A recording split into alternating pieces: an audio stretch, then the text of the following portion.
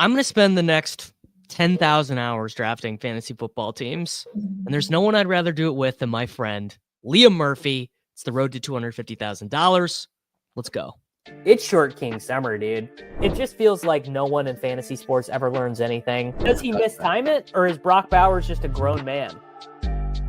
Brock Bowers is just a grown man. Dare I say, Rich, football might be back. In the words of Lane Johnson, this offense looks constipated. It's Short King Summer. All right, Chess Liam, we're here Wednesday, February 12th. Travis Kelce's putting out sad soliloquies on his podcast, talking about, I just right before we went live, I just watched a video of him and his brother talking. Misery loves company. Misery loves company. Well, his brother, who obviously probably in his heart of hearts was rooting for the Eagles, was talking about, oh, it's so cool. You're the all-time Super Bowl leader in receptions now. And Travis is just like, yeah, I don't care. So I don't know. What's your thought? You think that's the end? You think it's the last time? Yeah, the sun's shining a little bit brighter for me ever so recently. I was definitely rooting for the Eagles. And I mean, look, the Eagles were clearly the best roster in the NFL. They do not have they might not have a non-elite positional group, right? Like maybe the worst you could say is like one of their positional groups is just great or good, right? O-line, elite. Pass catching core, elite. D-line, elite. Maybe their safeties, I think, are not like the most replaceable positional group in the NFL. Safety. They got some elite linebackers.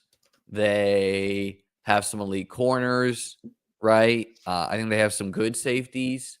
So, running back, obviously, arguably number one in the NFL, probably number one.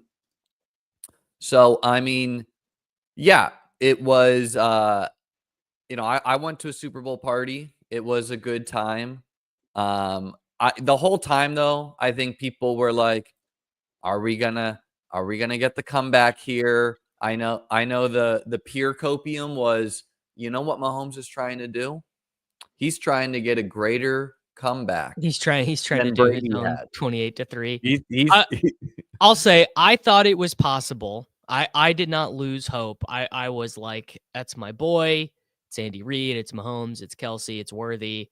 Until the DeAndre Hopkins wide open 60-yard touchdown, gets off his feet for no reason, drops the pass. And then I was like, okay, we're done here. This I would say the best play the Chiefs had, the most hope was the ticky-tack offensive pass interference off of A.J. Brown off the rip. I know you don't even believe that. So I'm not even. I mean, is that really how you want to set the tone to start the Super Bowl? Is like a judgment call, OPI? A correct. I mean, it doesn't even matter. I think the Bills would have done better than the Chiefs, but they just because the Bills are built to deal with pressure more, in the sense that they have a better O-line, and that's kind of like Josh Allen's good against pressure, but. Well, I don't know. They probably would have lost. We have no idea how Josh Allen would deal with Super Bowl pressure. No, I meant defensive line pressure, not just like outside pressure. No, I mean, hey, I'm happy you can laugh after getting your teeth kicked in. Not my goat. But I'll tell you my cope that I just have immediately turned to is that I was one of the people that said Jalen Hurts was a great draft pick when the Eagles drafted him. I obviously rooted for him at the University of Oklahoma. So that has been my cope. Yeah, I've said this all along. The difference between like a Hurts and a Goff is that Hurts is dominant, right? And people don't really understand what that means as far as like what it means to winning football games. Where is Hurts the best passer in the NFL? No, he is not, right? What he is, though, is he is dominant at churning out first down after first down. He puts his foot on your throat and he does not let up for 1 second. They were up 34-0 and he threw a 60-yard bomb to Devonta Smith. Like he's not a guy who you want to play trailing ever, right? especially the way the Eagles are built. He was number 1 all-time any Super Bowl EPA per play by a quarterback. I'm very happy Hurts got. I'm shocked the Eagles have only won 2. Nick Foles and now Hurts. Those are the 2 Super Bowl winners for the Eagles. It is poetic that Nick Foles denied Brady, Hurts denies Mahomes. I think it's total loser energy. The people who, like, if you're a fan of a team that's not the Chiefs, and you're like, I'm rooting for history. I want the thirds. Like, what are you talking about? No, you need to be rooting against the three-peat, against history, if that's not your team, right? So the people who are like, I'm rooting for history. Yeah, unfortunately, guys, I will be double teaming this one. Fortunately, I'm in the 12 hole. I jumped in. Yeah, we tried to set it up, and then it immediately snap filled. Yeah. But before we get into the draft, I think moving on from the Chiefs being losers. By the way, I do think, assuredly Kelsey's retiring, right? Like, I think win or loss, Kelsey was going to retire, because it's like, if you win, you get the three-peat. If you lose, you just lost. Your girlfriend, soon to be fiance, probably is a billionaire. And that does matter, right? Because, like, if she's like, hey, dude, let's not risk the CTE, all the other negatives of the NFL. You're not getting younger. What's he going to do all day, man? Who cares? I don't know. Go to concerts. He's going to be like one of, like, the rah guys in the background of a T Swift concert. I don't know what he's going to do. You're getting gifted Bijan here at 4. I've not gotten a Bijan. I almost did Gibbs. I almost did Puka. We'll do Bijan. Why not? I don't think it's a gift, though. I think they're all good picks. No, I actually agree. I think there's a pretty big tier break after 5 to the next range of guys, and I'm actually going to take CeeDee Lamb over Gibbs. I'm trying to work in some more CeeDee. I wouldn't say it's a tier break. I would put Lamb up there with them. Maybe Lamb has more systematic risk in the sense that Dak is a question. The Cowboys are. I kind of wonder. I kind of wonder if the Cowboys are actually one of the edges this year. Literally, Dak and the Cowboys were. They were the number 1 points offense in 2023. Not even that long ago. They're probably gonna. They're surely gonna have a better running back this year, right? And they probably. What do you think about their head coach hiring, man? It's so bad. That's like really bleak. So it's as bad as it gets for winning games. It doesn't really get worse. But Schottenheimer was their coordinator when they were the highest scoring offense. Yeah. So here's the start I did out of the 12 hole. By the way, I know you're gonna hate it, but Achane and Ginty out of the 12 hole. Why would I hate that? I fucking love those guys. Because the next 2 picks, I went Chase Brown and Kyron. Done at 4. Calling it done at 4. But it's, I think that's a fun start to mix in, especially from the 12 hole. I think that's fine. I think you are more into the hyperfragile. I think that's fine. I have no issue with it, but you're more into the hyperfragile stuff than me.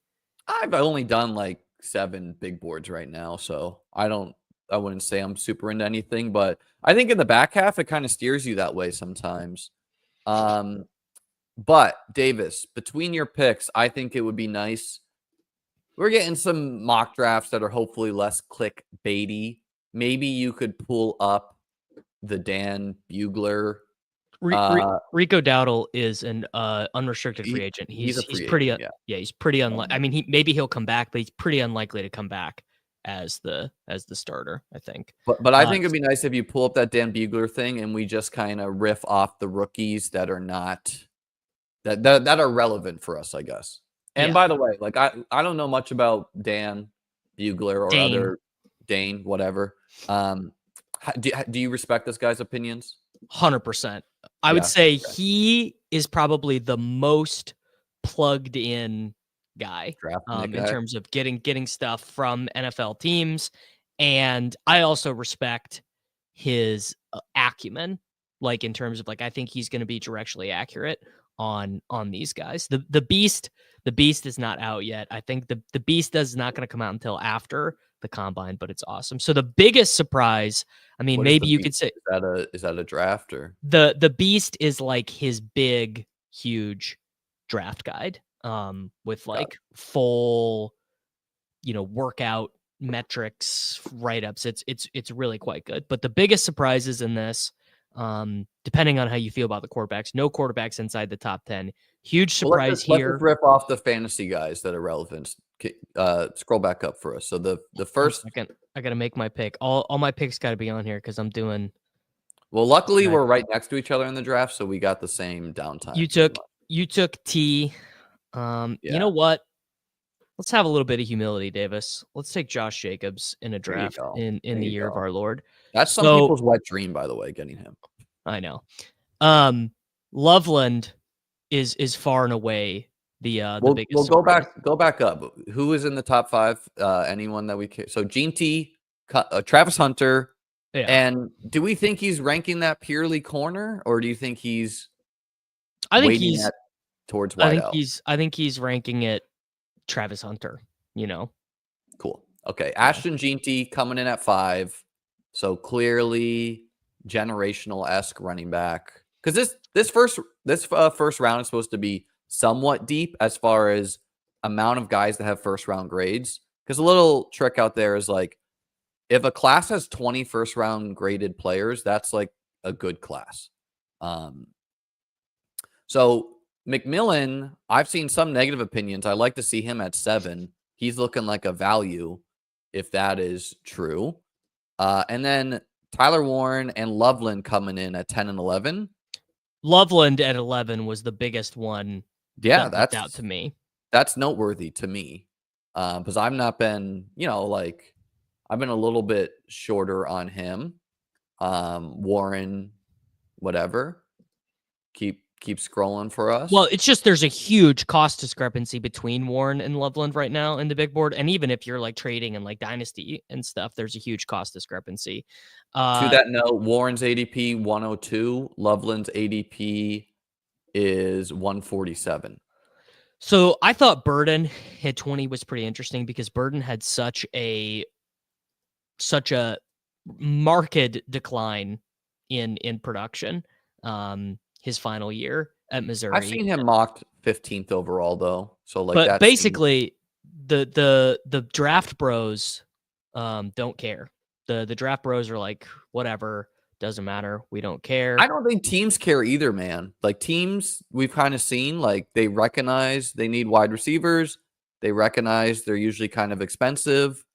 Like they're going to roll the dice on a guy that could be the answer. Kind of stuck here.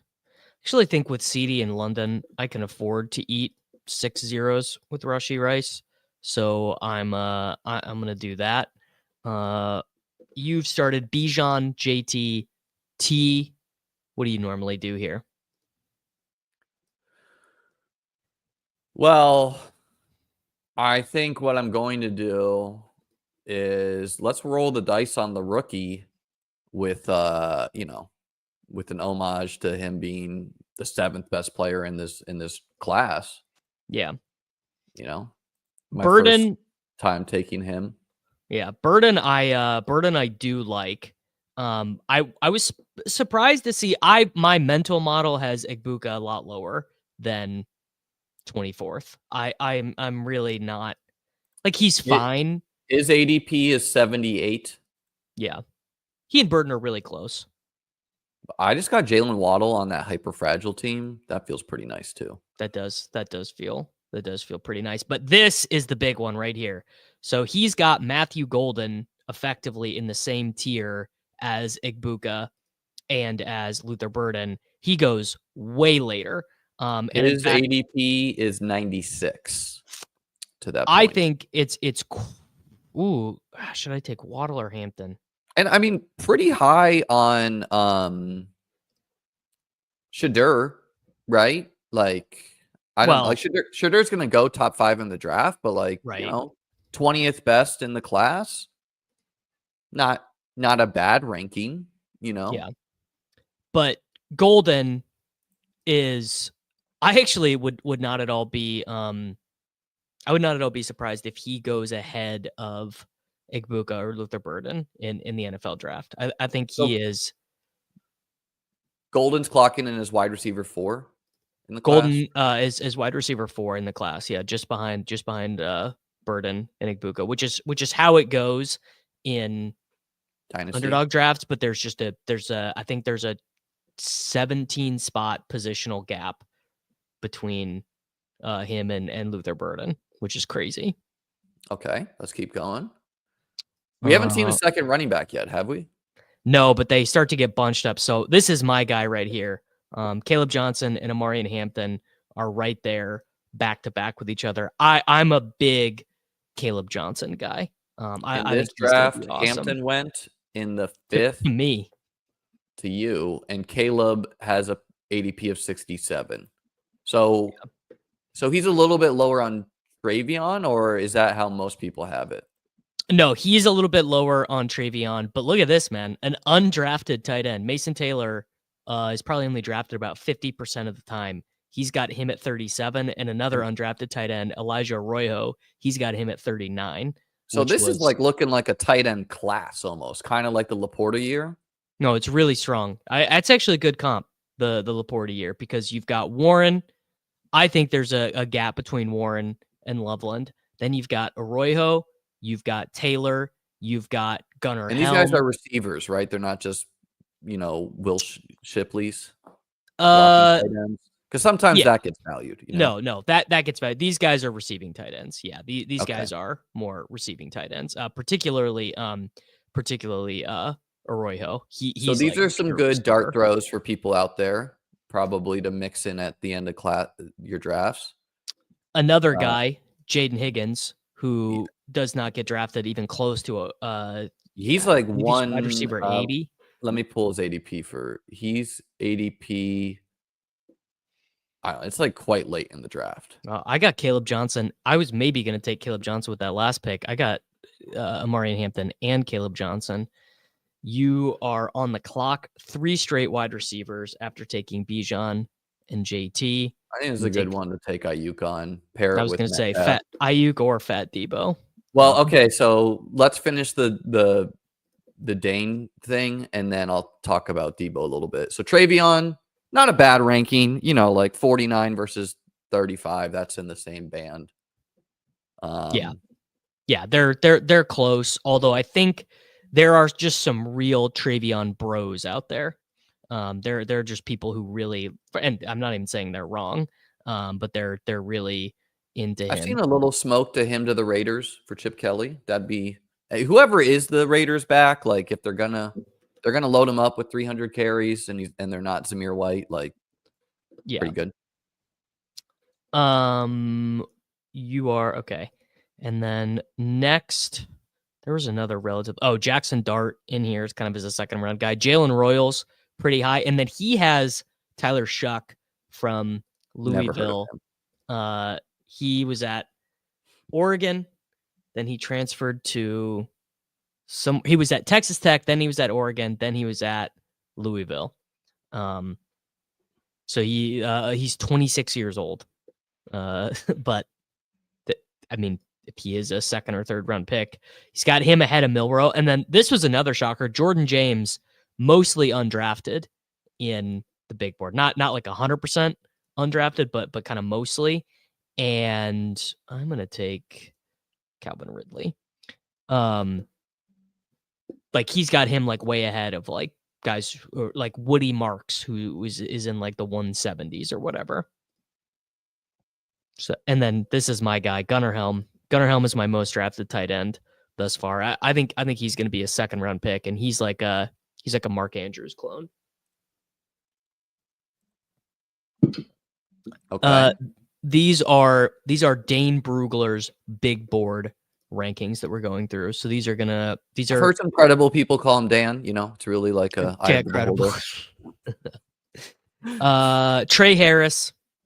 I'm a lot lower on Trey Harris. I think he's going to suck ass at the combine. I think he might run like a 4.6 at the combine, which is going to nuke his draft stock. And then he is you're saying he is who's the best wide receiver ever in the NFL? Ran a 4.6. Jerry Rice. Yeah, you're saying he's Jerry Rice. Yeah, he's Jerry Rice, basically. Judkins, much lower than Henderson, much lower than Caleb Johnson, much lower than Hampton at 70 for Judkins. And to be fair, that's not a consensus, right? That's him. I wonder if it does become consensus a little bit because he has no long speed. He's like a broken tackles guy, but he's a broken tackles guy who like probably is not going to play on passing downs. And like if I want an early down guy, well, I wouldn't want to pay the Judkins price. I'd just do like Damian Martinez, who's going to be like a 5th round pick or something. I would rather just do one of these big bodied guys that's going later. So I wonder if this actually does end up being something like consensus. And then a guy who literally does get is undrafted. Jalen Noel. Jalen Noel. He likes. Seen that. Yeah, and I take him. A good bit of time. Jack Besh. And I wouldn't think a lot of this is hot takey because you need an athletic subscription to read it. So it's not the same thing as just like farming SEO,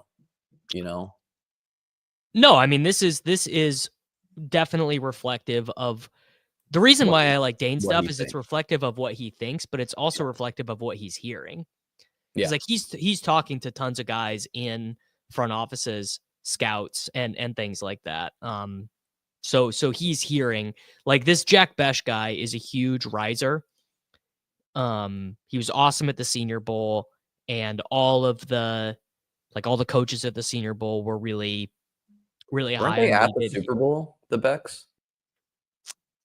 Possibly because his little brother got killed in the truck terrorist attack on very sad. Before the this is a good spot to take Mark Andrews, I think.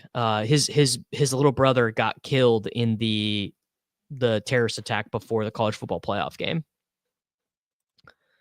So very sad. I'm sure there was some like NFL thing going on there. I just took Mark Andrews. I mean, Shakir's a pretty big ADP of 80, going pick 93. That's a gift for, Yeah. I think also my draft going Ayuk and Jennings, really nice pairing where it's like, oh yeah, that's saying Debo gets traded, Pearsall doesn't break out. Yeah. Well, even if Pearsall's a thing, it's just like, Ayuk, this guy is like a top 5 talent at wide receiver if he's healthy. In the, some people in my Discord are like, this is too expensive. We're gonna look at some pictures of Debo. I pulled them up on my screen. Yeah, I pulled it up last week. It's crazy.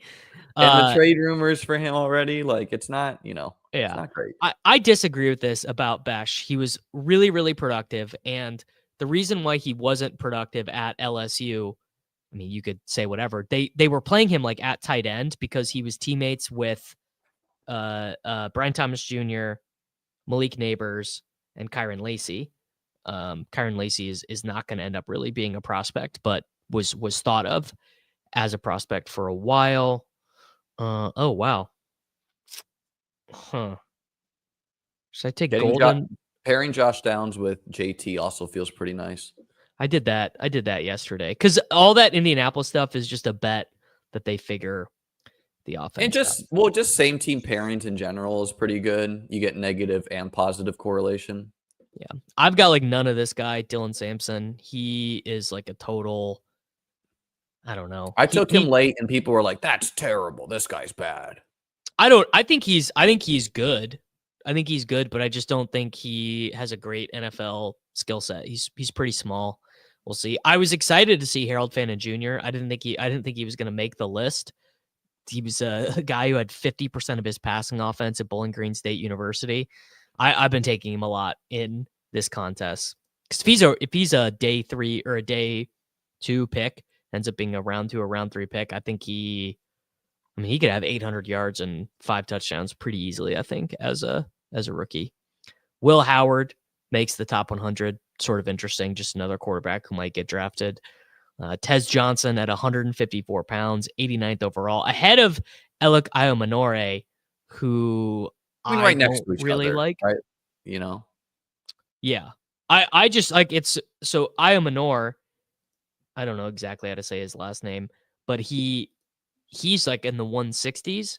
And like Jaden Higgins is 40 picks after him or whatever. Jalen Noel, who's top 50 in this, doesn't get drafted, which feels the rookies wrong. Are going like some of them are going to be very undervalued. Some of them are super overvalued. This is like year to year things, and things like hold your priors pretty loose to the rookies ADP.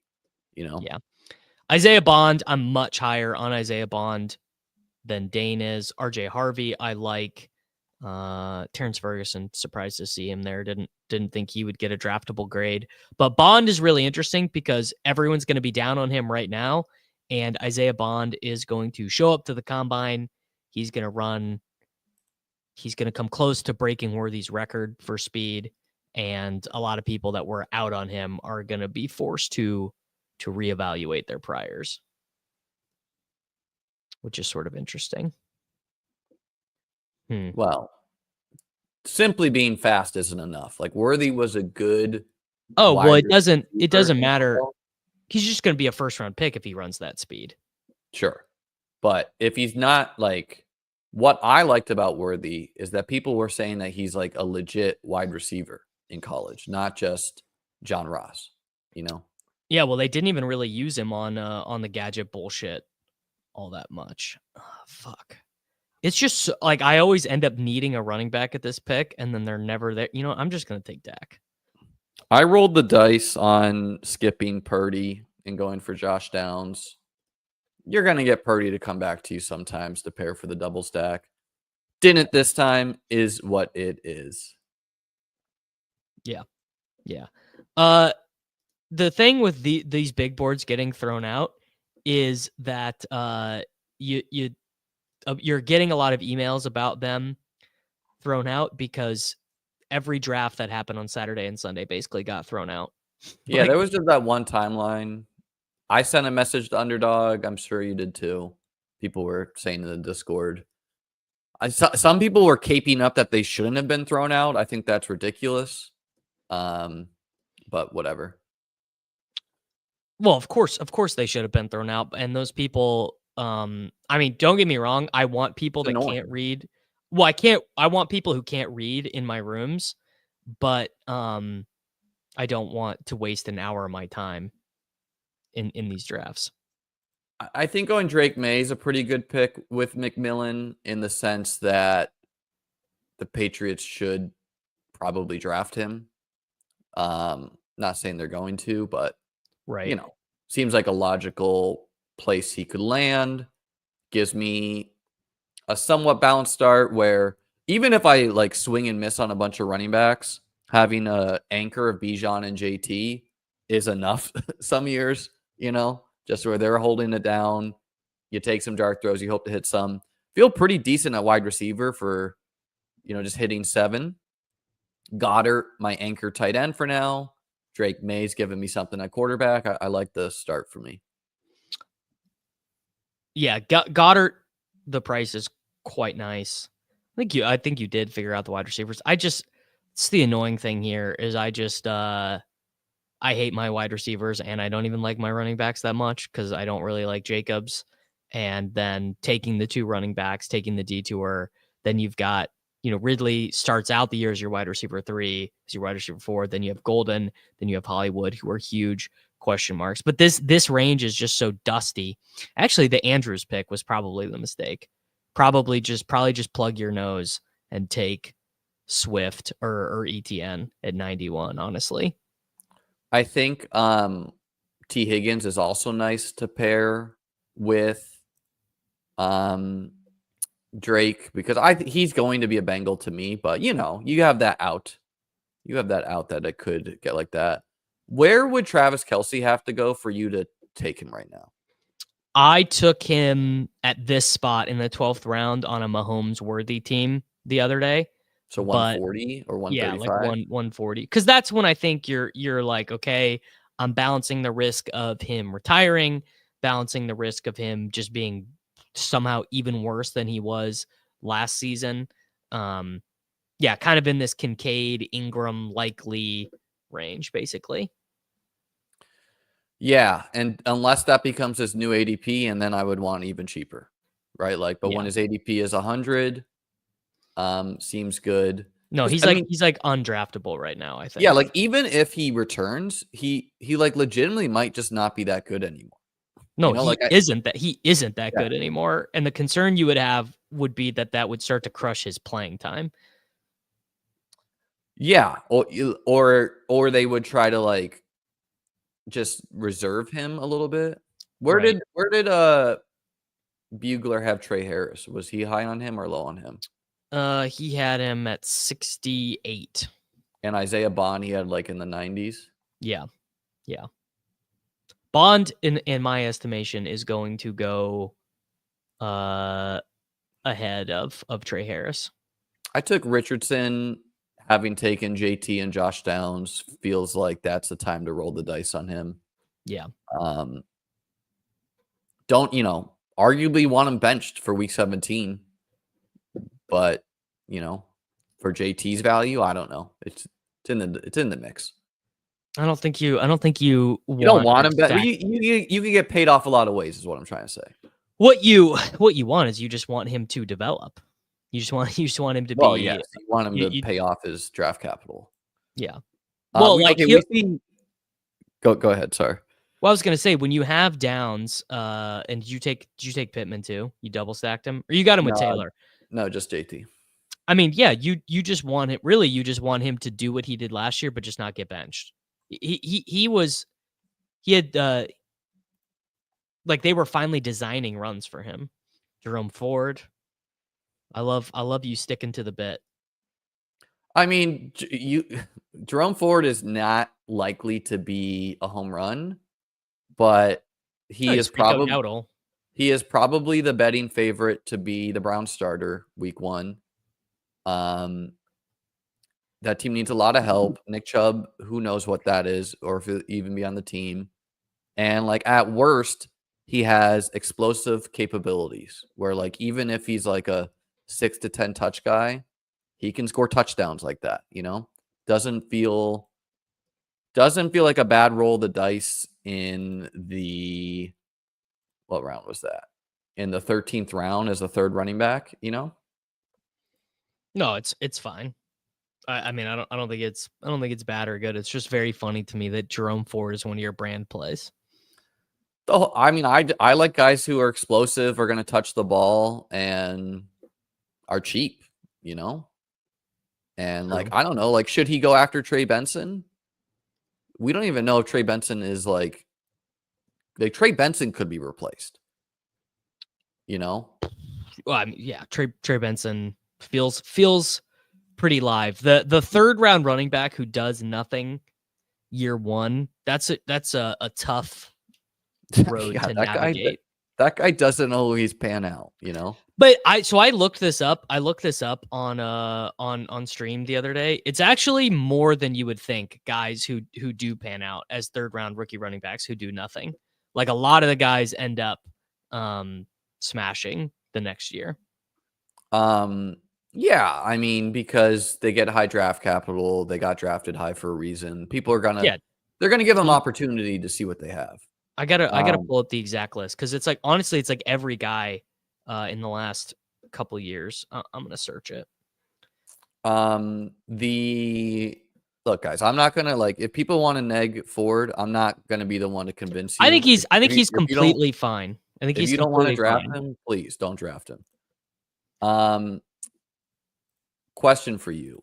Rodgers betting favorite to be the Steelers. Yay or nay? That doesn't that feel crazy? Like he feels so unsteelery to me. No, it feels pretty steelery to me in the sense that it's like, hey, what if we had Russell Wilson, but maybe he's 5% better? Like that's like kind of what. But also like a way bigger dick and a way more likely to... I could see him getting along with Tomlin. And sure, of course, like George Pickens meshing well. I don't know. It's like, here you go. I'm about to take one of the year 3 failures right now. They seem like the only team that will give him a chance. Oh, to me, he feels like a Raider. No, doesn't that seems pretty unlikely to me. Like, I just don't see him wanting to play under. So here's a tough spot because, like, I need a third quarterback. I kind of wanted that to be Geno having Metcalf, but I don't know. I'm probably just gonna take Cam why would you Ward. not take Geno? Because Cam Ward, I think, just offers more upside. Yeah. And he's like 13 picks past ADP. So it's like, forgo the stack. There are iterations where Geno isn't even the quarterback, although he did get positive reports on that. And, you know, Cam Ward could be paired with who knows. All right, so here's a list of running backs who were drafted in round 3 who had fewer than 300 rushing yards in year 1. Some of these guys obviously did absolutely nothing. Niall Davis, I think Charles Sims did year 2, but we had Tank Bigsby. You have Darrell Henderson, who was the starter in year 2. Kenyon Drake, who was a starter in year 2. James Conner. Damian Harris, who was a starter in year 2. Then obviously you have some other huge flops. But like it's very interesting because my mental math would have been, oh, that's all flops. It's all it is. You know, there's nothing but flops, and it's clearly not that. I think Rodgers is not likely to be a Raider because I don't see him wanting to play under Pete Carroll, or Chip Kelly. Brady.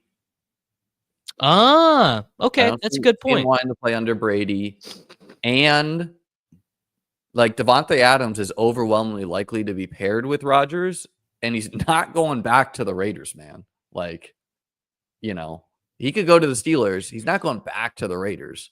And then, so yeah, they are the second betting favorite team. And also the Raiders like have a high enough draft pick where they could take Shadur. They could take, like, they just seem more likely to take a rookie. All right, let's go. Let's say all the teams that are possible, right? Theoretically possible. Also, I'll put the Colts on that list. The Colts, yes, the Colts definitely on that list. They've gone the veteran quarterback in the past. I think you have to put the Titans on the list as a team. You know, the Chiefs aren't happy with how the year ended. Maybe Chiefs they aren't happy with how the year ended. Here's a good one. What about the Browns? The Browns have a good roster. They have a lot of good players. I'd put that as possible. We should just keep in mind that Rodgers, guys, is not that good anymore. He actually got good pass blocking this past year. And maybe, like, if you're being considerate to him, you would say that is true. However, 1 year post Achilles recovery, he's going to be fine. So he's going to be like, why would you choose Rodgers over Kirk Cousins? Because Cousins is still has the Achilles recovery, you know, coming up this year.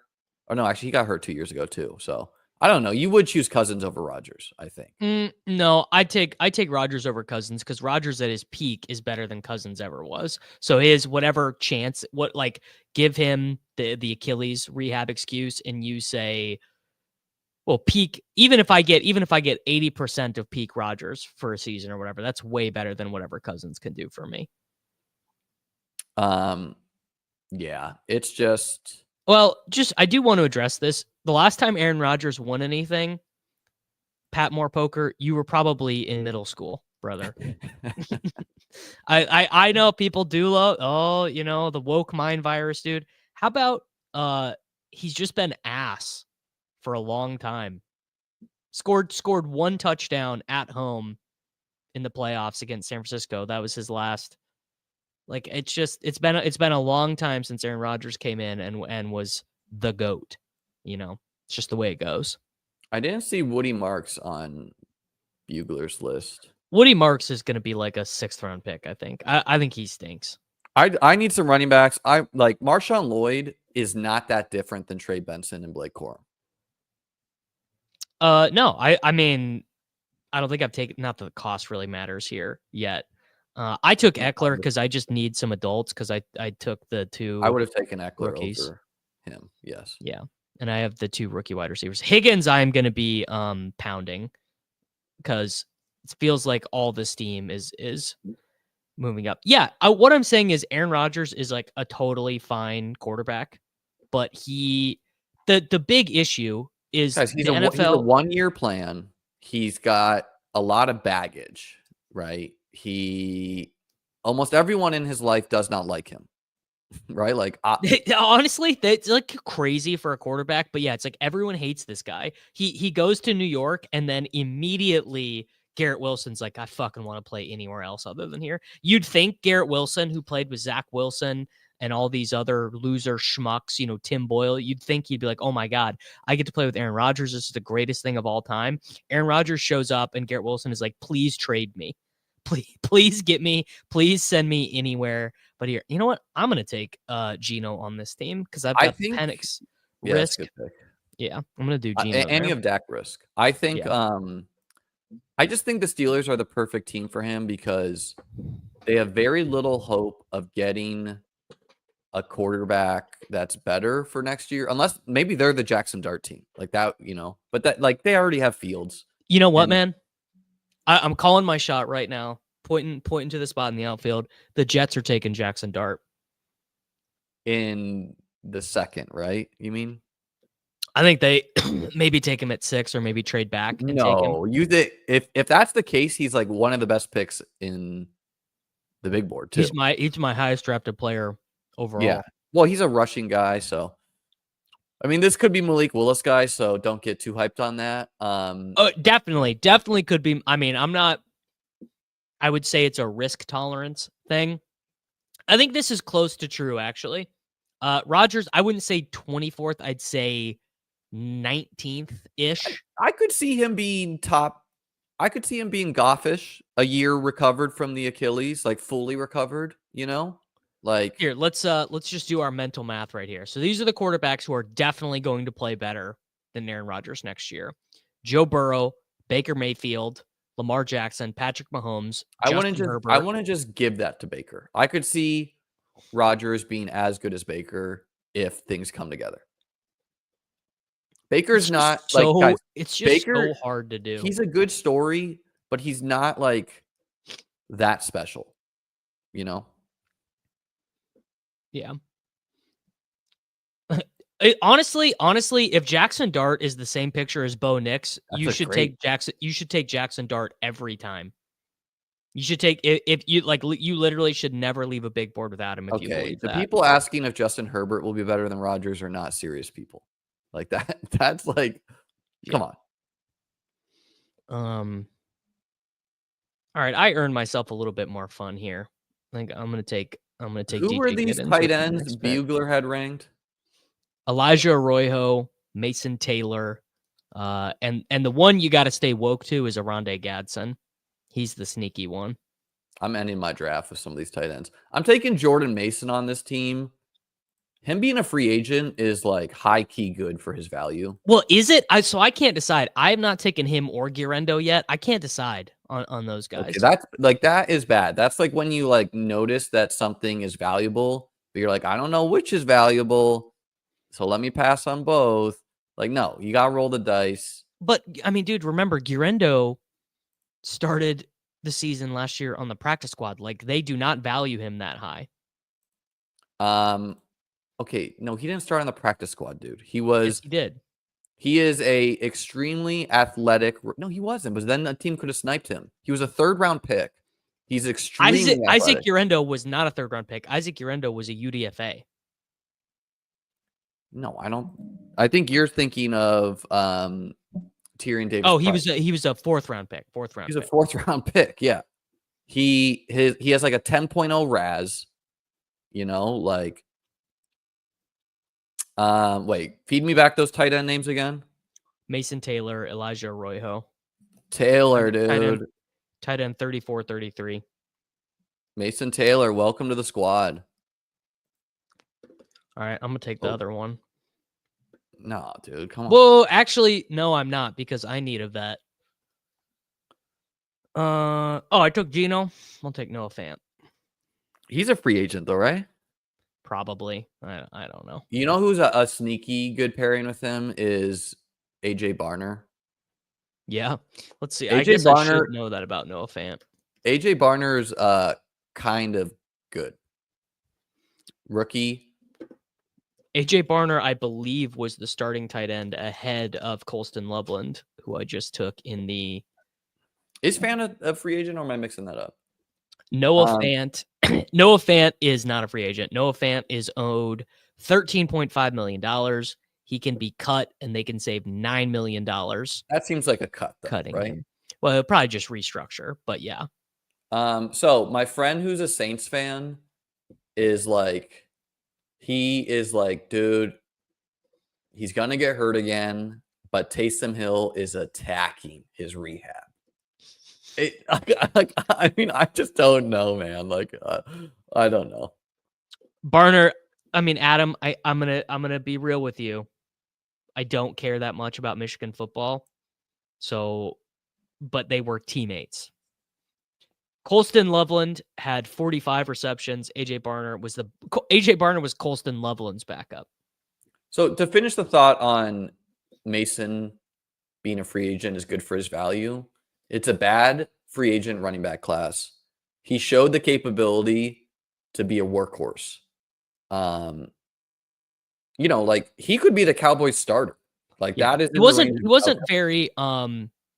wasn't very good as a workhorse. He wasn't explosive, but he was like Josh Jacobs light, I thought it was interesting that they did not throw him the ball at all when he was starting. That's why I said Josh Jacobs light, No, but then Guerrero started and they threw Guerrero the ball. I thought that because Guerrero is super athletic. Guerendo's a great pick too. Yeah, Guerrero was so bad in college, which was again fascinating to me. Yeah, that he's like this stud athlete. He literally was a backup to Braylon Allen, and then he was a backup to Jawar Jordan, neither of whom covered themselves in glory in the National Football League. You got a vet wide receiver you like late? Darius Slayton. I always just take Elijah Moore. I think it's bad to not be mixing that up. No, you got him. Actually, Lockett is the one that makes sense. I think it's especially bad to not be mixing it up when your guy's not a good pairing for half-point PPR. Yeah. I don't know. I might do Taysom Hill on this team.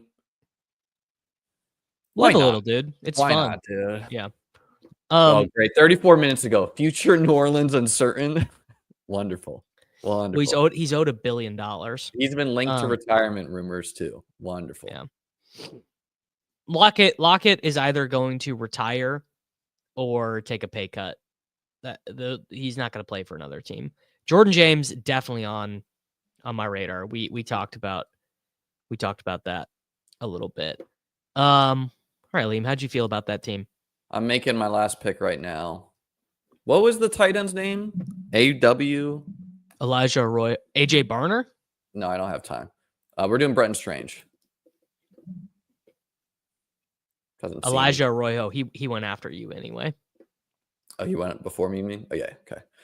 I feel decent about it. Quarterback uncertainty for sure, but as long as two of them can be, around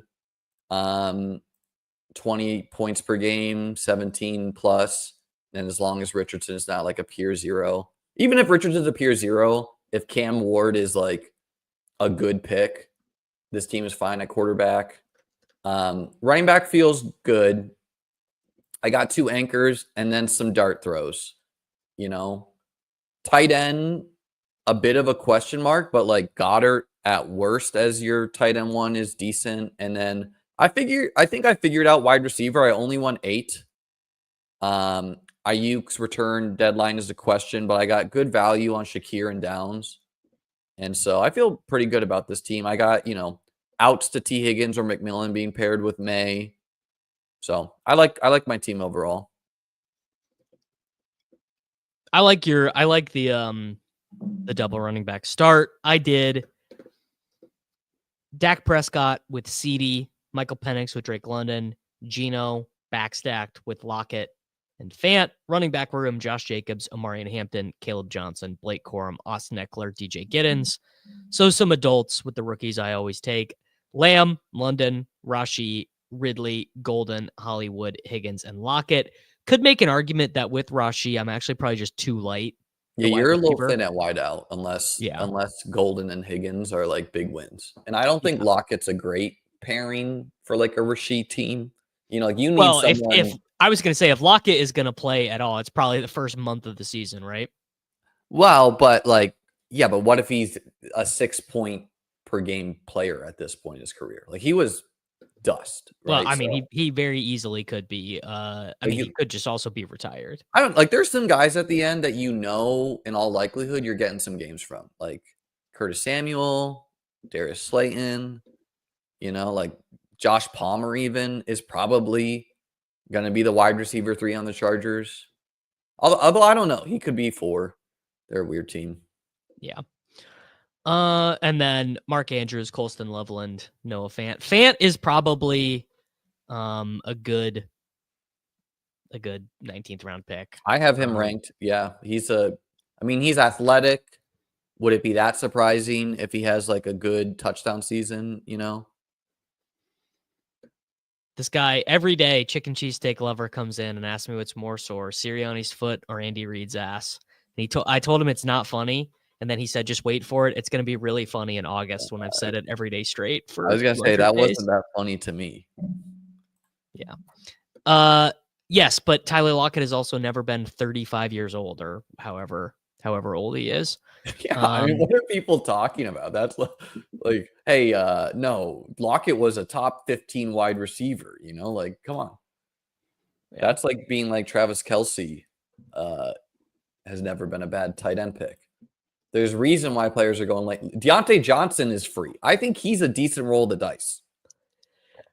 I would think he was a decent roll of the dice if he hadn't been getting. I don't know why. This is bad. This is bad. I'm already in one. I don't know why I just did that. Okay, thank God. I was gonna say if you just tried to join and then you keyed it off and then you didn't get in here. Yeah. Oh, we're right next to each other. Oh, there we go. Where we are the at the turn. That's spicy. Like 17th round. Someone's asking about Kelce. Yeah, I would. Yeah, I'm snapping him. What's the difference between that and Taysom Hill then? You know? Yeah, they're. I mean, what's the difference between him and Elijah Arroyo? Honestly, not much.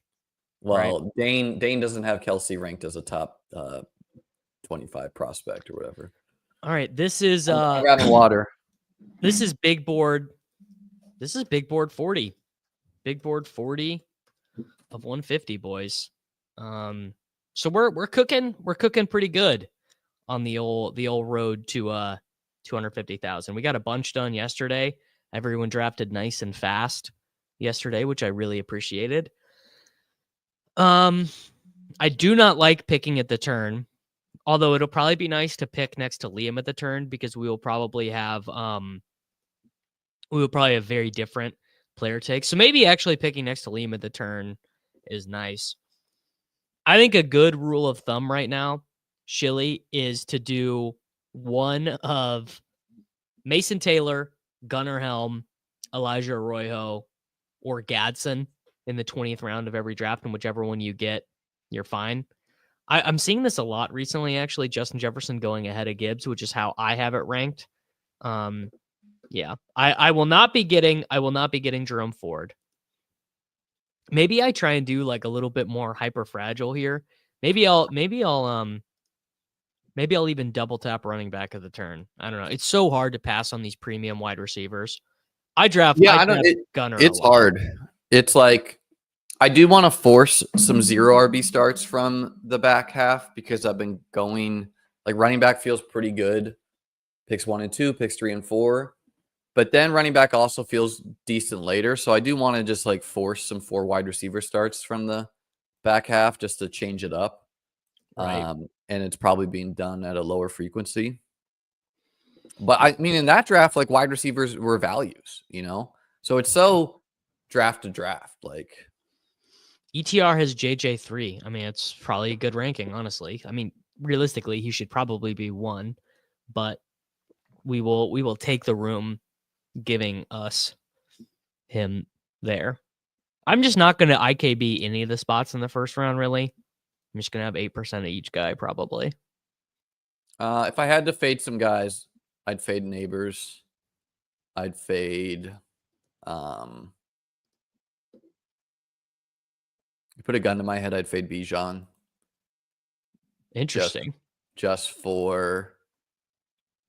Like I was thinking Gibbs felt the most fadeable. He seems a lot worse of a fade to me because of how high his ceiling games are. Sure. Yeah.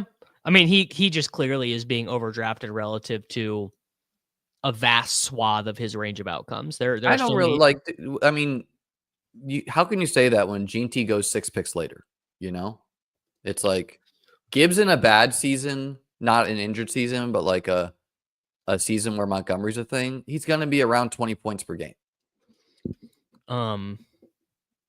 Pretty unlikely he'd be 20 points a game with Gibbs active, but Genty, I think, is huge. Pull up his splits with Montgomery. I'm pretty sure he was around like 17 to 18 points per game. You know, well, that is not 20 points, brother. I'm actually curious. I don't know. I mean, a 3-point difference, another year older, another year in the offense. So like 3 points of a difference would be the difference between like a good Josh Jacobs season and Christian McCaffrey season. Yeah, but like they don't score the same. How do you feel about drafting, stacking all one division except maybe 2 to 5 players? No, yeah, I've talked about this. Obviously, building in division stacks increases your likelihood of landing some correlation, some game stack correlation for the playoffs and finals. I think it's fine to do on occasion. I wouldn't make it like my whole portfolio to be like, I'm only ever stacking divisions.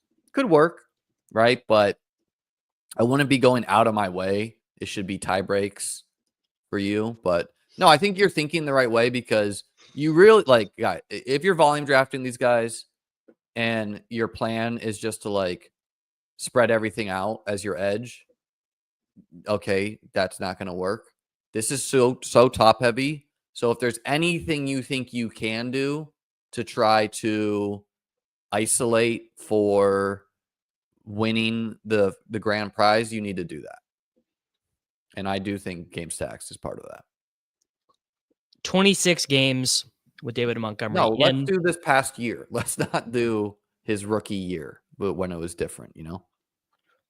14 games with Montgomery. So that can't be right. No, yeah, I think he was around 17. Oh, I just meant there can't be 14 and 18 games in the 2024. I meant the split is not working. No, I think it's saying 14 without him and 18 total. There we go. That is correct. Oh, okay. 17.2 points per game, which would be good for like the running back 9 or so, running back 8. And then so he's 30 like he's Gene with him, and he's the number 1 overall pick without him. That seems worth it at pick 6. I'm not saying he's a bad pick, but he clearly has a much larger swath of his range is a replacement level player. Here, let me ask you this. What would it take for Bijan to average 30 points over 3 games? Like, it just doesn't really seem like it can happen. Just score a bunch of touchdowns, right? Yeah, it just seems like the only thing I'm nitpicking on Bijan, and we talked about this before, is he is the Kyron Williams of bell cows. He's not super great long speed. He is, yeah, and that does matter. Like, your ability to single-handedly win a week does matter in best ball. Yeah. I wonder if Genty just like if Genty nuts out on landing spot, he could be, I don't know. You know what? I'm actually going to take Chase Brown. I don't take him all that often, but this is a good price on him. I fit him. I'm going to get a Drake London, Marvin Harrison, DJ Moore, and Amon-Ra start. Seems fun. That is fun. You know. I'll do in 20 rounds, I'll do 4 teammates with a quarterback, I think. I'm trying not to do as much as I've done years past. It just seems like the meta of the NFL is changing. Unless they're, all else equal, the cheaper they are, the more forgiving the stack is. So, like, if you wanted to take Josh Allen and end your draft with Curtis Samuel, Dawson Knox, and Matt Collins, go ahead. If you wanted to take Joe Burrow, and then you're going Chase, Higgins, Chase Brown, could work. It just doesn't really. Is this true? Bijan only had 20 fewer points than Saquon last year. Is that true? 2024 fantasy point. If that's true, I mean, Bijan's a great player. Like I like Bijan. I don't plan to fade him, but again, if you're making me fade some of these guys, him, Neighbors because of quarterback uncertainty and not a fit with half point. I don't want to fade Gene T either, but I guess like he would be. Holy shit, he really only had 20 fewer points. That is nuts. But did Saquon play like week 18? No. Bijan did. Sure. Okay. Right. And Hurts stole 10 1-yard touchdowns. But that's not going to change. They're not going to undo that. No, it's not. But no, I mean, Saquon's production in some ways is a little like, basically he needs to still have the long touchdowns in his bag next year, which he did. Like he got, I don't know, so many points against like the Rams, the Commanders in garbage time, like a lot of questionable stuff. What do you have, like 8 points in the Super Bowl? 8 fantasy points? Yeah, I don't think the lesson from last year is that you should be jamming Saquon at the 101. And I think that's a very results-oriented bad way of learning.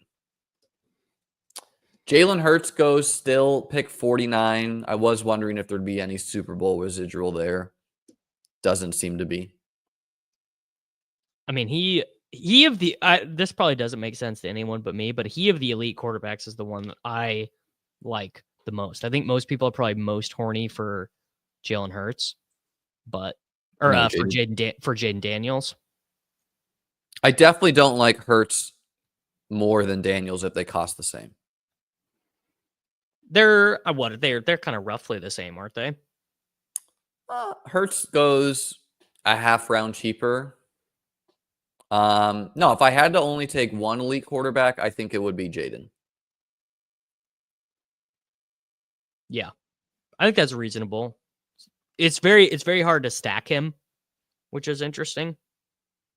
Yeah, you have to do something weird to get to him. You have to take Terry and just hope, like you take Terry at 30 and you hope he falls to you, which he does sometimes. He does sometimes, yeah. And then you could also stack him with like all the free agents, all the rookies, just, Luke McCaffrey year 2 breakout. Is that even reasonable? Is that at all capable? Man, like that could happen, really, man.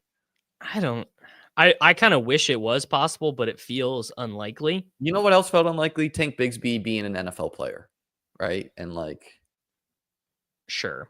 And Luke McCaffrey is a guy who was supposed to be rough around the edges. I don't know. I'm going to have some.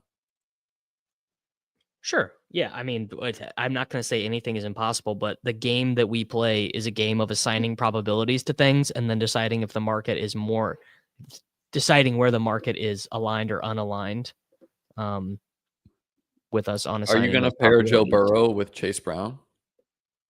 I think it's reasonable to do. I think it's reasonable to do it just because Burrow never falls this far.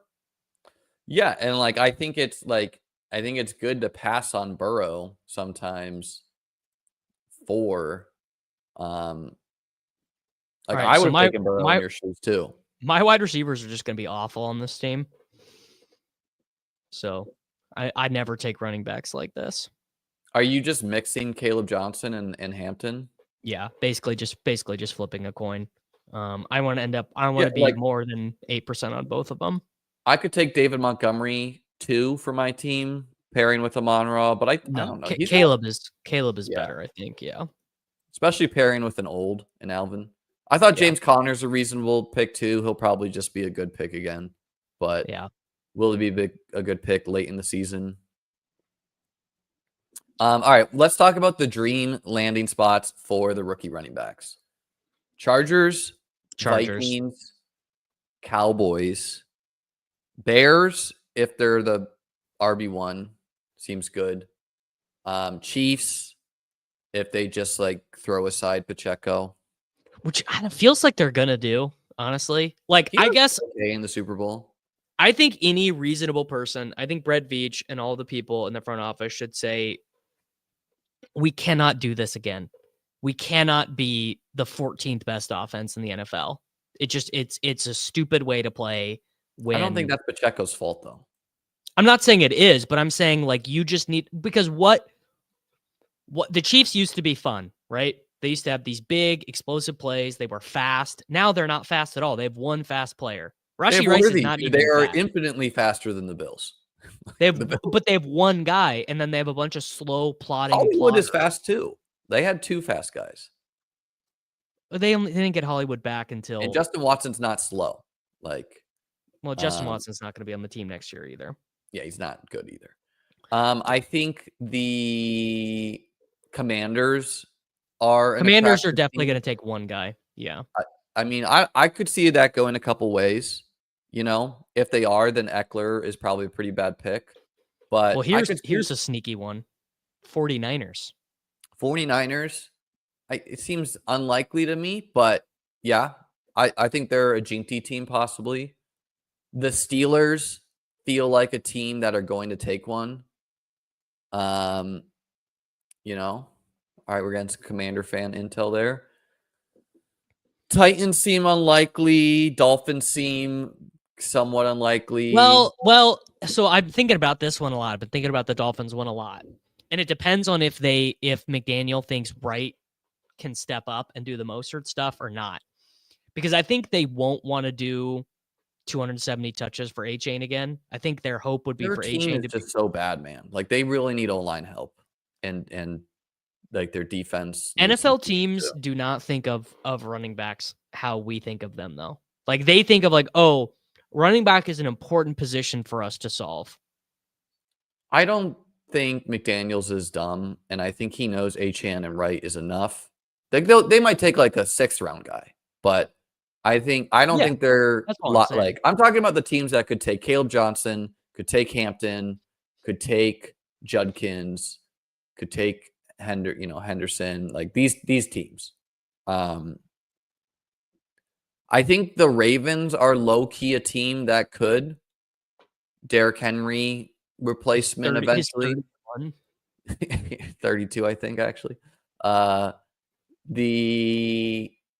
Don't think the Bucks are Seahawks.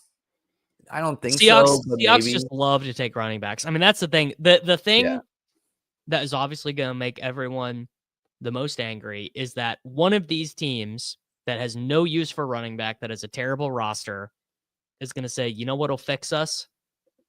Quinshon Judkins in the 2nd round, Travion Henderson at pick 60. We're trading up, or whatever. Like I've been doing this for a long enough time. I know beyond a shadow of a doubt that that's what we're trying to talk. I think the Giants, like the Raiders seem like the team that could do what you just said. Yeah. There's so many running backs, it's almost hard not to draft one. Like if these teams are really doing best player available, they're going to be on the clock and they'll be like, oh, the best guy on our board is LaQuint Allen, so we're going to take him. Yeah, but we kind of see that like they all play chicken and then it goes on a run, right? That's like that was the 4th round this year where they all played chicken, and then I forget who was taken first. Maybe it was Bucky Irving, and then Braylon Allen went, and then Ray Davis went, and then the 49ers guy went, and that like the run started, right? Warren just seems like a range from a layup.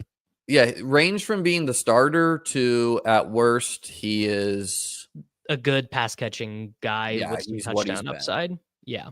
And if like Rodgers is the guy there, checkdowns to Warren is going to be a big part of the offense, Alcoholic Saints fan thinks the Saints with the worst roster in the NFL are taking a running back, which so possible. It is. I also thought Rodgers could be a Saint, but like I think it's less likely with the Kellen Moore hiring because Kellen Moore has job security now. What they told Kellen Moore after, by the way, Joe Brady, who started with the Saints, was like, nah, I'm not wasting my year there, right? Like I'm gonna be desirable next year. What they told Kellen Moore, and by the way, huge get for the Saints to even get him because like I think he's gonna work out. He had a weird bad year with the Chargers, but whatever. Hard agree with this. Yeah, but like I think it's a huge get for them. They told him, look, dude, it's terrible right now. But you know what's going to happen?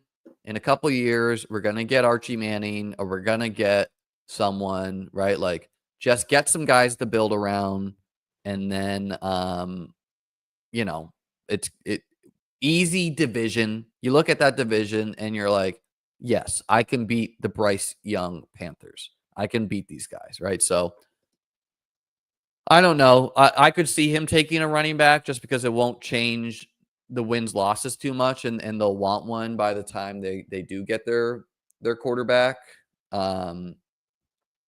But who knows with them? They're facing a very long rebuild. I did. Hayden did a mock where he had the Saints trading up for one to get one of the quarterbacks. That seems insane. I mean, I guess you could like Bryce Young him for a year. Let's pull it up here. Let me see if I can find it. Yeah, it has him trading up to get Cam Ward at 1. So I whiffed on all the quarterbacks pretty much for me. The expensive ones, at least. Yeah. You still have Purdy there. I guess you're not able to stack him, but no, I'm not going to take. I would have taken Goff. I would have taken Caleb. I would have taken Kyler. But these, like, everyone is now stacking round 8 and 9. That it does make me want to do some builds like I did last time, where I'm like, screw it. I just take 3 to 4 late. I don't want to have the same team as everyone. Yeah. I think that is very reasonable and very fair. If someone said Hayden is literally more, he hates when you. Yeah, Hayden. That. I was gonna say he literally is. Yeah, he's got to know something. I actually don't hate this team as much as I thought I would, assuming that I'm able to get the wide receiver here that I want, and I might not be able to because I think you like the same guy. So I hope you don't. I hope you don't snap him off. Marvin Mims. Yeah, he is like the last guy where you're like, oh, this guy has hope. Well, you know, the other thing, though, is Travis Hunter is so last chance saloon for a team to find some ceiling that I take him in some spots like this. And then I'm going to take Goddard. Were you thinking Hunter or Mims? Mims for sure. But Hunter is when you have a team with like this team is just kind of dusty, right? Yeah. Like Josh Downs is my wide receiver 3. I just need someone who can beat his ADP by 60 spots. That's probably a 0, but this team is probably just dead anyways without a huge wide receiver hit in this range. No, yeah, I'm moving Hunter up in my rankings when I update them. I think he's a worthy roll of the dice for some teams. I took Love because I have Amon Ra. Easily backstack. I have Amon Ra. I have DJ Moore. Backstackable. So, and like, I personally still believe in the talent of Love. I think he's, the 3rd or 4th best quarterback in the NFC. I think he was really injured this past year. Possibly the Packers get like a huge wide receiver upgrade. You could see some weird Devontae Adams returning there. I don't know. Is like Devontae Adams 1-to-1 correlated with Rodgers to you? No, I don't think so. He might want to win. Devontae Adams, I don't believe Devontae Adams was not on the Green Bay Super Bowl team, right? I don't know. I'm almost certain he was not. Yeah, he was not. So he's never won a Super Bowl. In fact, he has never played in a conference championship. So he would no, he's played in one conference championship, a 44-21 loss, where he had 3 for 16. So could see him saying, I want to be a commander. I'll take a pay cut. Yeah. I don't know about this. I think maybe he was about his numbers before, but he's 32 years old. Feels like maybe he would like to go to a good team. Recap your team. I got to go pee real quick. Sure, and then I'll wait for you to return. My team right now: Amon-Ra, Drake London, DJ Moore, Marvin Harrison, Alvin Kamara, Caleb Johnson, Khalil Shakir, Jalen Warren, Marvin Mims, Jordan Love. Feels pretty good.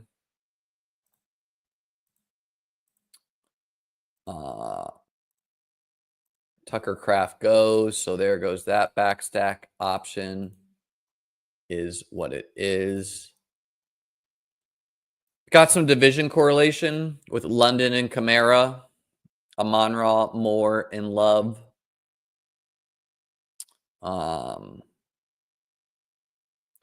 I was going to say to you, Davis, is if you wanted to poke some holes in Jalen Warren, you could say that his range of outcomes is maybe not that different than J.K. Dobbins, DeAndre Swift, Ramondre, Brian Robinson, if things break right for them. At the same time, you could say his range of outcomes is not that different than James Conner, David Montgomery, some of the rookies that go much earlier than him in the draft. So he is somewhat polarizing that way.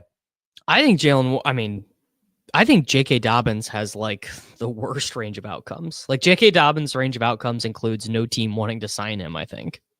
Yeah, but his ceiling is good. Like, is what you really should be caring about. Like his ceiling is being 220 points. I guess. I don't know. He wasn't used as much as a receiver last year. No, he was used a lot as a receiver. He was like, pretty much by default because the other guys were Gus Edwards, but there was a lot of checkdowns going his way. Yeah, he just wasn't that high in yards per route run or targets per route run. I guess he was literally on the field. He might not have been good at it, but he was used a lot. Yeah. This is such a brutal spot of the draft. Yeah, it's like I don't want to take Romeo Doubs. You have to take Romeo Doubs. I'm going to take Romeo Doubs. Like if I could get Tajay Spears in Penix here, I would do that. But I'm going to forego that. Take Doubs. I took Penix first because I don't know. I didn't look at your team. I didn't think you were going to take him either, but I don't know. I want some stacking with Love. And Doubs, Doubs could be just wide receiver 1 on the Packers. We know he has touchdown upside. Michael Penix feels a little rich, sandwiched in between Trevor Lawrence and Dak. But, I mean, when you take Drake London, you're already making that bet, and that bet looked really good. I got the Alvin Kamara correlation, too, possibly getting some Week 17 stuff there. Do you think the Panthers take a running back at all?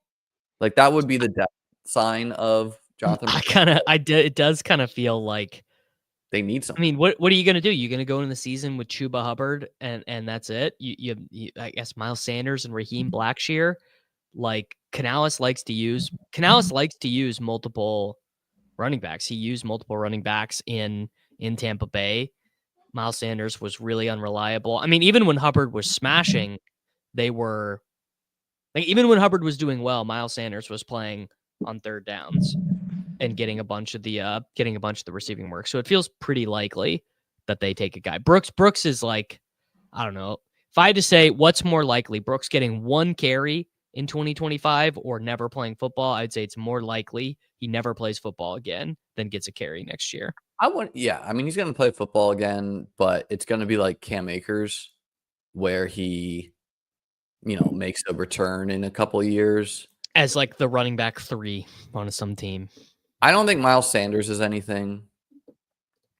I also don't. I mean, he's got still a huge contract for them. Like that was absurd. He started the wave of guys being like, let's go play for the Philly. Let's go play. That worked out well for him. Yeah. Yeah. What'd he get? He got like 4 years, like $35 million or something crazy. Yeah. He got a lot of money. Yeah.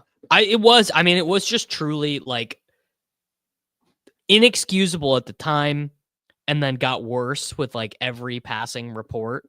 Like, oh, let's take Jonathan Brooks, who was like a fine running back prospect, but not like, this guy could change the direction of our franchise running back prospect. Take him in the second round when you have all these crazy holes. He's injured. Then like every injury update is worse. Is not good. not good for the guy. I don't feel forced to do a third quarterback with Love and Penix. I wouldn't call them like an elite group, but if things work out with the rest of my roster and you ping pong the right weeks together, you could see that working. I mean, what is Michael Penix's ceiling to you? Because the biggest feather in his cap is that all of his college wideouts sucked in the NFL pretty much. So like that to you is a talent elevator, right? Where, well, it would be hard to say all his wide receivers sucked when McMillan smashed for the Buccaneers and Rome was the ninth overall McMillan pick. smashed, my mistake, but late, right? Very late in the season. But the guy he got drafted by the Patriots, like in the second round, Jalen Polk. Well, I mean, who knows though? Like Polk might be an idiot, but he's like clearly.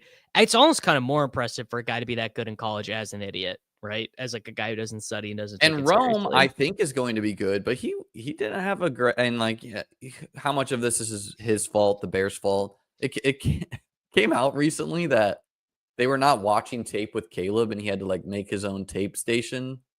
Or something. Waldron was just like, I'm not watching tape, bro. I'm going home. Yeah, like that's yikes. I mean, I guess when you know the writing's on the wall, why waste your time? You know, to not let down this young man who is putting his life in your hands. How about that, bro? Yeah, I mean, you're not gonna stay in the NFL with that mentality, but I could see why it perhaps happened. Shane Waldron, passing game coordinator, for the Jacksonville Jaguars. How about that? I'm going to go Rachaad White just for the division correlation. This is a good spot to take Rico Dowdle. This is he has a higher ADP, but I figured I got this Atlanta thing going on.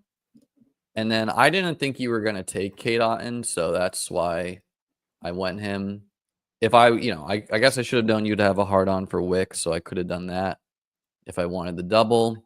So either going to take him or Royals, but I already took Hunter, so I don't want to have that much back-weighted production. And theoretically, Wicks, if he is going to matter this year, likely matters early before there's any possibility of a Christian Watson. I mean, Wicks could be a smash. Like, Christian Watson should be quite a, like, I've always been a Christian Watson guy, but he tore his ACL like the last game of the season, man. Like, that is not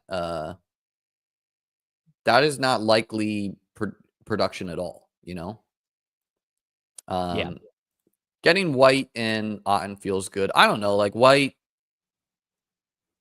he's probably not going to be a pure zero, but he could. Like, it's just like Bucky, the way Bucky's built, he is not really built to be a Saquon Barkley level workhorse, you know? He's like A-Chain. Yeah, Bucky and A-Chain are Spider-Man pointing meme, although Bucky obviously like less like athletic, but the same sort of is all kind of efficiency based. And remember, Bucky kept getting banged up at the end of the year. Remember Bucky's big final game, the big game where Bucky exploded onto the scene. Rachaad White had to finish the game in overtime because Bucky got banged up. Yeah.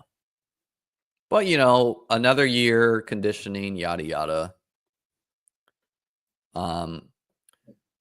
This solely explains the Dontavian Wicks ADP. Dontavian Wicks in a clearly better spot than last year in terms of playing time. There's no question of the playing time, and all anyone can remember is the drops. Like, yeah, guys, a little trick out there is that when some loose narrative is the reason why a player's price is depressed, they're probably a pretty good pick. And I would say the ability to catch the football is a pretty loose narrative. Like, is Wicks maybe worse at it than some guys? Sure. Do I think that's going to regress to the mean and he's a professional football player and it's like going to get better? Yes, I do. Right? Yeah. Yeah. I mean, I think he is I think it's probably more important to get open. You know, by far. I think you could probably learn, and Wicks didn't have any struggles with drops in college or in his rookie season. So yeah, and he can improve at catching the football. Like guys hire hand-eye happens all the time. Dawson Knox hired some guy one year. Yeah, happens all the time. In fact, you know what? Let's just go and dig up some data. Because I'm gonna guess that Dontavian Wicks had hardly any drops in college. I don't know this, but I am just going to guess.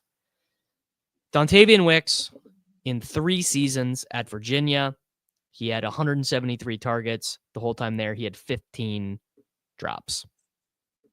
So feels pretty reasonable. Isaac Rendo, pretty good pick. Pretty unlikely to be purely replaced. I mean, I think they liked what they saw from him too. And the ability to be a pass catcher down the field is not something that every running back has in their bag of tricks.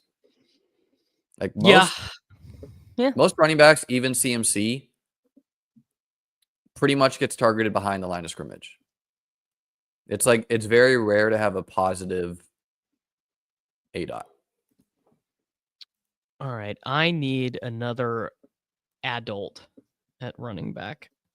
Okay. You know what? You know who I've been taking? It gives me a cue that I need to take Roschon before you do. I wasn't going to take it. Well, maybe I would have, but you know who I've been taking? I've been taking a lot of Javonte. I mix him in. I think he's a good mix in. He is, to me, actually, if you think about it, he's not really that different than Najee, who I do. I mean, I do like Najee at his ADP, but Javonte, the same. Highly drafted guy. I don't like Najee at his ADP. Ass in the NFL. What do you like about Najee at his ADP? That some team is going to sign him and give him the ball 200 times. I don't. Who? The Raiders, I think, are a possibility. The Chiefs are a possibility. Like, if he's on the Raiders, he is a bad pick. He will average like 9.5 points per game. What if he just gets his touchdowns? Yeah, that worked out great for Zamir White. But it worked out pretty good for Madison. Madison wouldn't have gotten banged up. He would have been like one of the picks of last year, which is kind of interesting. He was a good pick. He was a good 20th round pick. Correct. But would have been a good 10th round pick had he not gotten injured. Najee at times goes ahead of David Njoku in drafts. Like that's absurd. I have that ranked the other way. He went kind of late-ish in this one. Would I take him over Tank Bigsby? Yes. He went like right next to Tank Bigsby. You know what? What if the Chargers say we don't trust any of these rookies, brother? We're taking Najee Harris. That's the dream, I guess, for him, but I just don't like. I don't really see. He'll be reliably on the field, so he has that going for him. But he has no explosiveness. He needs to punch in 3 touchdowns to hit like 25. And maybe his O-line's just been so bad all his career that if he gets a good one, it's a different story. But I don't know, man. Like, yes, the Chargers are the dream for him. But if you're the Chargers, you just made the playoffs. You like totally retooled your roster. You signed J.K. Dobbins for cheap. They're probably going to get a rookie who they want to be the future versus just doing like a different J.K. Dobbins. You know? I don't know. Yeah. No, I mean you're probably right. And some of the Najee stuff is based on where he actually like started the contest at, and there's been a quick adjustment. Like he started the contest, I think, at like the running back 44 or whatever, and I probably need to change my priors a little bit. And bigger than that, it's what we're used to. Like we're used to him. Like when a guy was a 1-2 turn pick, was a 2-3 turn pick, and then it's like sticker shock. You're like, what? This guy's a right. No, that's true too. Now? Right? Like that kind of happened to Miles Sanders for a bit, right? And sometimes that's right, but I don't know. It just seems not for me. I need to figure out some more running backs, I think. I don't know. Like my team feels pretty balanced. I feel like I have guys at each position here. You got to start getting some opinions of the rookie running backs because I got Caleb Johnson, dude. you're gonna do the 0 running back stuff, you're gonna want to hit on the. I mean, same way as BBM works. Like hitting on rookie running backs is kind of always the key. Oh, for sure. Who was the guy that he had ranked? DJ something. RJ Harvey, DJ Giddens, Damian Martinez. No, he had one guy ranked. Oh, James, right? Jordan James. Yeah. He like legit goes undrafted. Jordan James. I've got Jordan James ranked 231. He's 236.8. So that really means he doesn't get drafted all that often. Was he pretty low on Woody Marks? He did not have Woody Marks on his list. Well, I need a third tight end anyways. I think I want to go Jackson Dart, third quarterback first. Shit, I was going to take him. The other names are like, they're just pretty unappealing. Yeah. These wide receivers all suck too. I guess the running backs are pretty annoying. I don't know about Noah Gray's ADP, man. Like it seems unlikely to me that Kansas City will just be like, all right, 1-1, Noah Gray, you are the new. What I'm saying. You are the new Travis Kelce. That feels unlikely to me. Like, does he have that in his bag of tricks? I would guess he does not. I'm going Chigakonkwo because of the RuneScape correlation. Just undefeated there.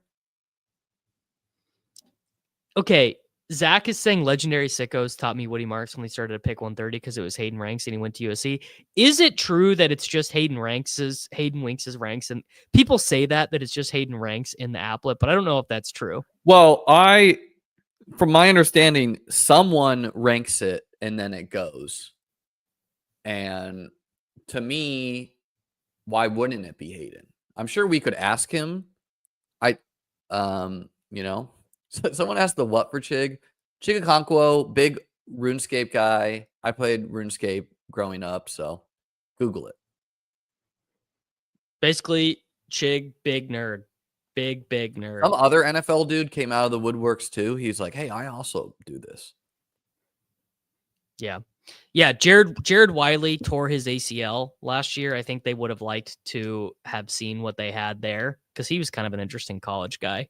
But he's probably not going to be ready to go for week 1. My team's weird where you kind of want an 8th wide receiver, but with me starting with 4, I think I'm just going to take 2 running back darts instead. Which I don't feel terrible at running back, but is Kamara going to be the guy winning me the game? The contest week 17. Is Rashad White and Roshan going to be anything? So feels responsible just to depend on the Khalil Shakir is my 5th wide receiver, Marvin Mims as my 6th. Hey man, the guy who won the Fast Puppy last year only had 5 wide receivers on his team. 4 tight ends, 4 quarterbacks. He said, "You always got to take 4 quarterbacks and 4 tight ends. You never know who's going to be healthy in the playoffs." Hey, you got to just project for a lot of points. But no, I do think it is a mix for me going 6 RB, 8 wide out, or for this team, I'm going to go 7 RB. And what if the Chiefs sign Noah Fant? What if the Seahawks cut him and Noah Fant is their dust ball tight end? Or trade? You could definitely see a 5th to 4th round pick swap happening for that. Yeah. It's kind of an interesting one. I mean, they just need someone. And he's not like speed, he stretches the field. It's not like Kelce was some world beater for them. Like, damn, I was gonna take Gesicki on this team. And now I can't. Kyle Pitts, the fantasy football community is certainly not ready for Kyle Pitts to be Kansas City Chief. What about when Dalton Kincaid is tight end 5? How will people react? I don't know, man. They'll probably flood your mentions and say he was lucky to get there. Tight end 5. Everyone else did get hurt, but we'll take what we get. Yeah. I mean, he was drafted as the tight end 5 last year. Crazier things have happened.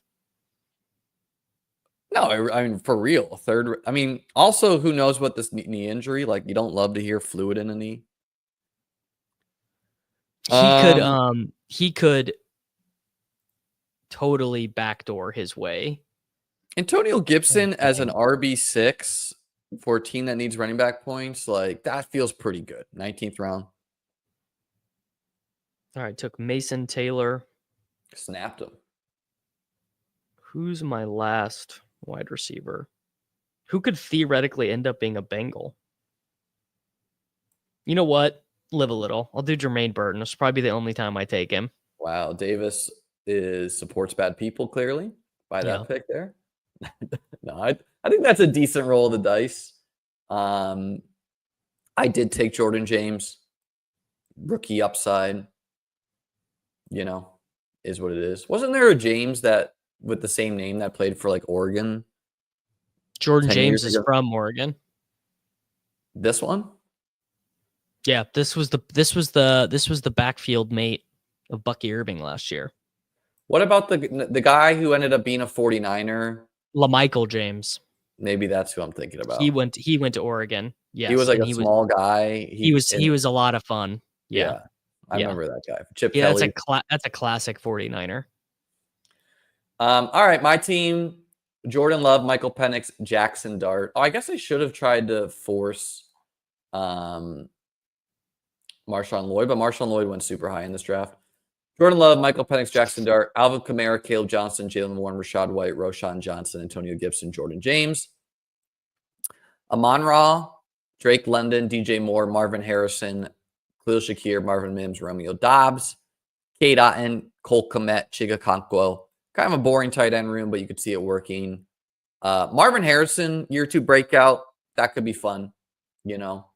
Khalil Shakir, wide receiver 5. Marvin Mims, wide receiver 6.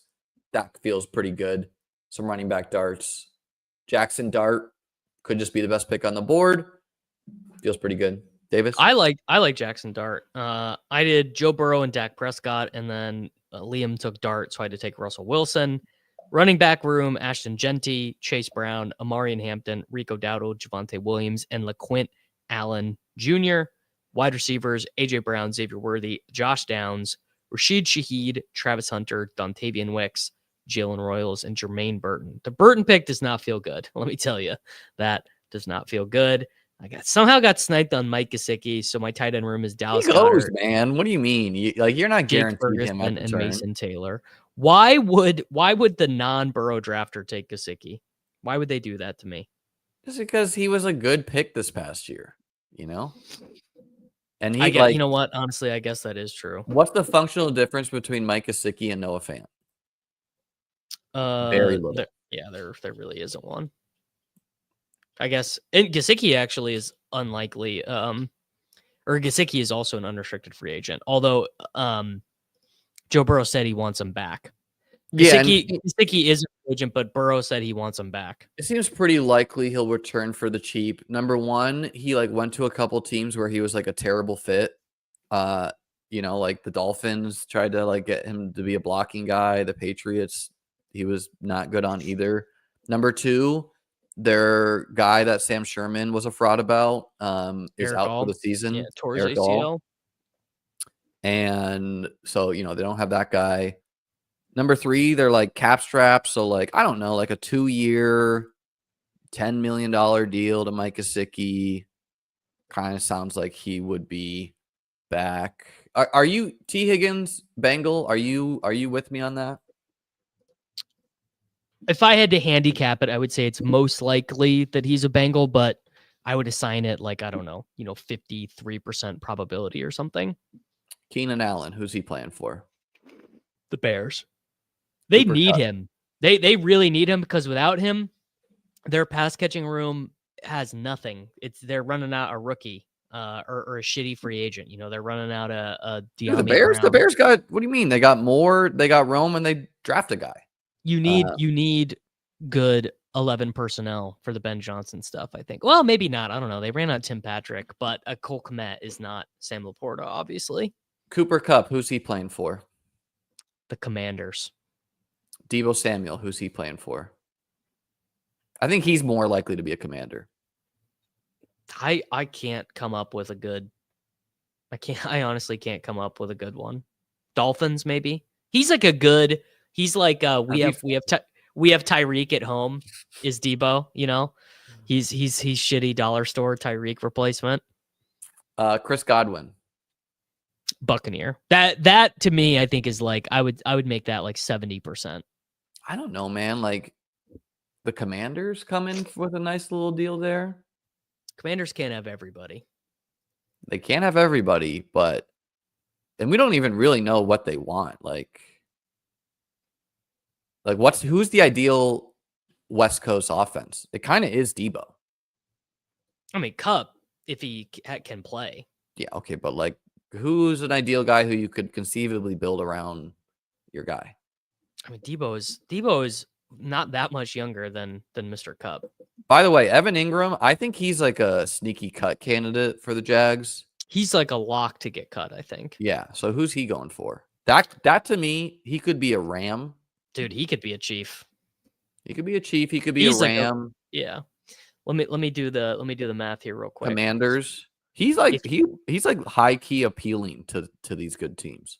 If he is designated a post June 1st release, he saves the team $15 million against. He's getting cut. He's getting cut for sure. But they have to pay $9 million of it in 2026. So I wouldn't say it's. I would say he's like 80% to get cut, but I wouldn't say it's like a lock of locks. I guess a little bit of it depends on what the Jaguars think Christian Kirk's return timeline will be. Like if they think Kirk could conceivably be hurt for a while, then maybe you don't cut him. But then and Gabe Davis too.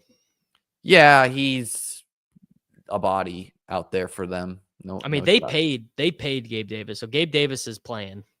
Yeah, he's a great blocking wideout. All right, Davis, this was fun. Thanks for watching, ladies and gentlemen. You can get my stuff over at beatbestball.com. Davis is on screen. Like, subscribe, join our Discords, linked below. Don't know if I'll have another video this week. Fly in for this annual chess tournament I play each year on Friday, so... Oh, that's sick. Yeah, it's a team tournament. It's so fun. When are you going to start making the chess videos for realsies?